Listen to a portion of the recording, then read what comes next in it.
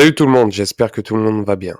Aujourd'hui, nous allons parler des monnaies de réserve mondiale depuis 1450.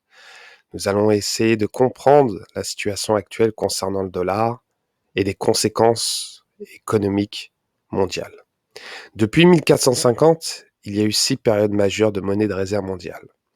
Le Portugal, en 1450 jusqu'à 1530, l'Espagne, de 1530 à 1640, les Pays-Bas, de 1640 à 1720, la France, de 1720 à 1815, la Grande-Bretagne, de 1815 à 1920, et les États-Unis, de 1921 à nos jours.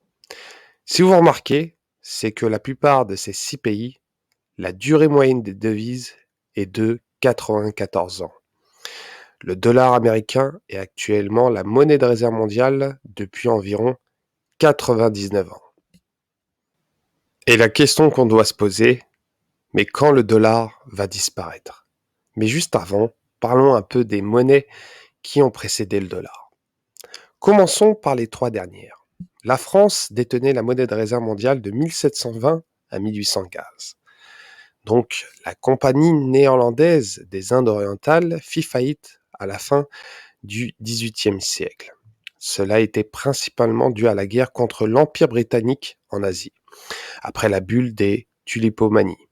La France est devenue une république et a envahi les Pays-Bas. La France a conquis les Pays-Bas et a émis une monnaie commerciale dominante de l'époque. Le papier-monnaie de la Révolution française était l'assignat. L'assignat est né en 1789, peu après le début de la Révolution, lorsque la France était menacée de dettes insurmontables, de famine et de révoltes dans les campagnes. Les assignats ont réussi à stimuler l'économie, mais le manque d'argent en circulation pour les petites transactions et le besoin du gouvernement d'avoir plus d'argent ont encouragé tout simplement l'Assemblée à baisser d'abord puis à éliminer le taux d'intérêt sur les billets tout en les remettant au lieu de les détruire une fois. Ils retournèrent au trésor et bien sûr la monnaie de toutes les dénominations avait disparu de la circulation, créant une crise dans les petites transactions que l'Assemblée nationale tenta de résoudre en émettant davantage d'assignats. D'abord en coupure de 5 livres en mai 1791, à cette époque, les assignats avaient commencé à se déprécier. En juillet 1791 exactement, ils valaient 87% de leur valeur nominale, alors que le gouvernement commençait à émettre de plus en plus de billets, avec plus de 1,3 milliard de livres émises de mai à décembre 1791 seulement. Mais la nécessité a forcé à poursuivre l'émission et à utiliser des billets. En janvier 1792, des assignats de faible valeur furent émises en coupures de 10, 15, 25, 50 sous pour pallier de pénurie tout simplement de pièces de monnaie, remplaçant tout simplement les émissions de papier local qui s'étaient répandues au cours de l'année précédente.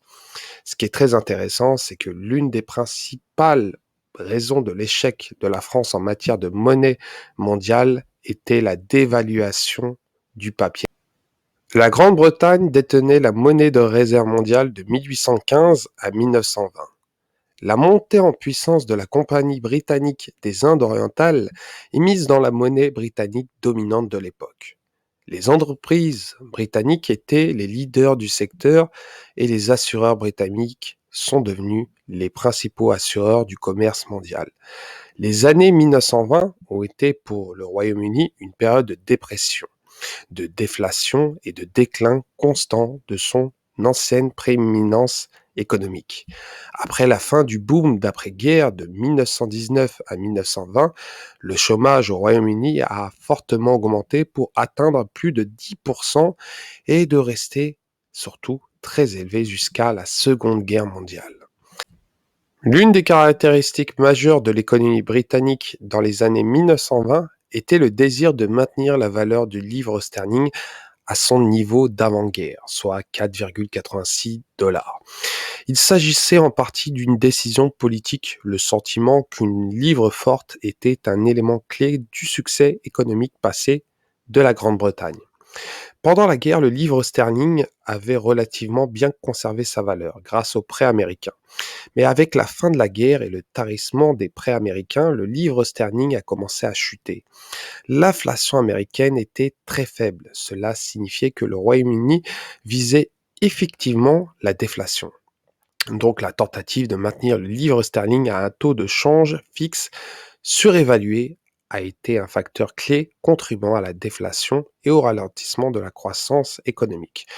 Le Royaume-Uni n'a pas réussi à avoir un impact significatif sur la dette nationale en pourcentage du PIB.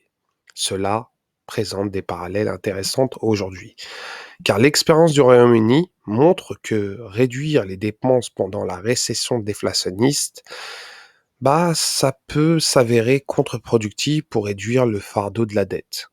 Des niveaux d'endettement très élevés qui n'ont pas été résolus par une politique budgétaire déflationniste. Et ce qui est intéressant, c'est que l'histoire dit simplement que la manipulation de la politique monétaire et l'augmentation du coût de la dette ne fonctionnent pas. Maintenant, parlons des États-Unis d'Amérique. Les États-Unis détiennent la monnaie de réserve mondiale de 1921 à aujourd'hui. La Réserve fédérale est le système bancaire central des États-Unis d'Amérique. Il a été créé le 23 décembre 1913. Les États-Unis ont bénéficié du statut monétaire de réserve mondiale peu après la Première Guerre mondiale. L'étalon or du dollar américain a été partiellement démoli par le décret 6102, exigeant que toutes les personnes livrent au plus tard le 1er mai 1933, à l'exception d'une petite quantité de pièces d'or, de lingots d'or, de certificats d'or leur appartenant à la Réserve fédérale en échange de 20,67 $, l'once 3. Le gouvernement se donnait le contrôle pour augmenter la masse monétaire. La dévalorisation du dollar papier s'était accélérée. La Première et la Seconde Guerre mondiale ont maintenu les États-Unis en tant que puissance manufacturière. Après la guerre du Vietnam, l'économie américaine avait besoin d'un coup de pouce. Le président Richard Nixon a complètement retiré les États-Unis du Gold Standard en 1971. Les États-Unis prenaient désormais des mesures nécessaires pour devenir un système soutenu financièrement basé sur la création monétaire et la dette.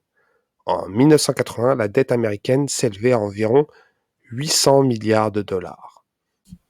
Quand Obama a pris le pouvoir, cela représentait environ 10 000 milliards de dollars. Nous sommes désormais à 28 000 milliards de dollars et ce n'est pas fini. Joe Biden et Janet Yellen feront tourner la planche à billets pendant des années, encore si la situation politique se déroule ainsi. Le gouvernement prend davantage de contrôle sur nos vies. Nos libertés financières disparaissent. Et bien sûr, la valeur du dollar américain s'érode et l'impression va se poursuivre à des niveaux exponentiels. L'histoire nous apprend que la dette, la dévaluation de la monnaie, la spéculation effrénée et le contrôle gouvernemental se terminent très mal. La domination du dollar américain repose sur des vapeurs. Beaucoup ne sont pas disposés à miser la totalité de leur PQ sur le marché papier et sur le casino du système bancaire américain. Le Bitcoin et l'or devraient connaître de très beaux jours dans les décennies à venir.